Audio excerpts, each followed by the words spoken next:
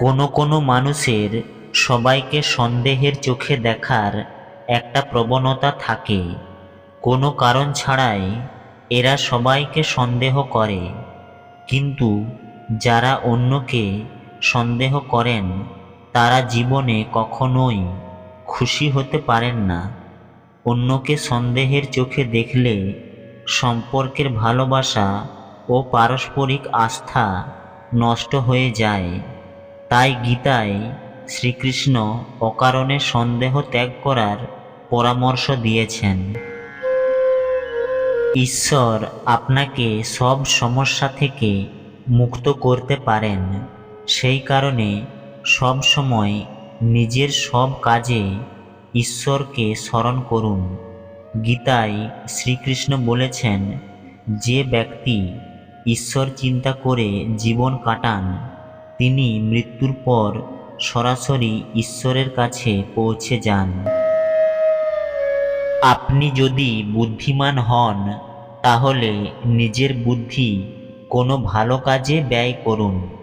নিজের বুদ্ধি কখনো কোনো খারাপ কাজে ব্যবহার করবেন না। কোনো ষড়যন্ত্রে কখনো নিজেকে লিপ্ত করবেন না।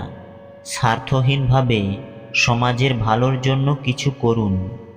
এর ফলে আপনি সমাজে যেমন মান সম্মান পাবেন, তেমনি নিজের মনে প্রসন্নতা অনুভব করবেন।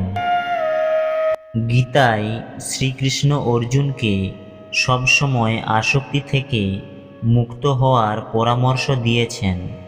কারোর প্রতি অকারণ মুগ্ধতা কখনোই কাজের কথা নয়। বিশেষ করে নিজের শরীরের প্রতি কোনো রকম টান থাকা ঠিক নয়। এই নশ্বর দেহ একদিন পঞ্চভূতে বিলীন হয়ে যাবে। তাই শরীরের প্রতি কোনো রকম মোহ মায়া রাখবেন না। সব আসক্তি ত্যাগ করে সত্যের পথে এগিয়ে চলুন। লোভ, রাগ ও ঈর্ষা হলো আমাদের সবচেয়ে বড় 3 শত্রু। এই 3 শত্রু আমাদের নরকের পথে নিয়ে যায়।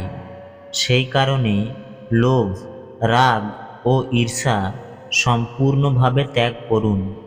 এই সব শত্রু নিজের জীবন থেকে দূরে রাখলে আপনি সফল ও সুখী জীবনযাপন করতে পারবেন।